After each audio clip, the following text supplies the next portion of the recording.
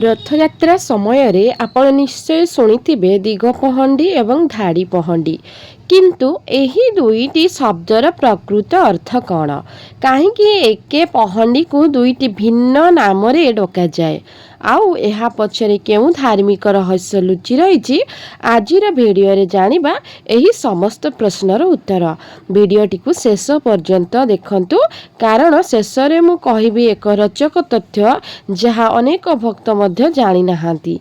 पहंडी कौन पहंडी शब्दर अर्थ हेउछि श्री जगन्नाथ बलभद्र एवं सुभद्रा को झुली झुली दलायमान भाव में विजय कराइबा यह साधारण चलवा नुहे यह एक विशेष परंपरा जहाँ केवल श्रीक्षेत्र पुरी रे देखिबाकू मिले। एही समय रे घंट काहाली मृदंग झांझ एवं जय जगन्नाथ ध्वनि रे समग्र ब्रह्मांड प्रकंपित होई उठे। अनेक लोक भावती दिग पहंडी धाड़ी पहंडी दुईटी अलगा नीति किंतु प्रकृत रे दुईटी हेउची एके पहंडी विजयर दुईटी पर्याय।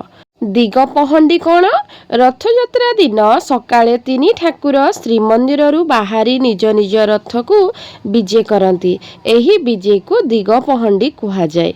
दिग शब्दर अर्थ हेउछि बाहर को किंबा गंतव्य दिग को यात्रा अर्थात महाप्रभु भक्तों पाखक आसुचंती। एहार वार्ता हेउछि भगवान केवल मंदिर भितर सीमित नुहंती से समस्तंक पाई समस्तंक पाखक आसंती। धाड़ी पहंडी कौन बाहुडा यात्रा परे जेतेबेले तीनी ठाकुर रथरु पुणी श्री मंदिर को विजय करती ताहाकू धाड़ी पहंडी कहा जाए। यह नीलाद्री विजय समय संपन्न हुए। यह केवल फेरिबा नुहे बरं भक्तों को दर्शन दे निज श्रीमंदिर को पुनर्बार प्रवेश करिवार पवित्र मुहूर्त।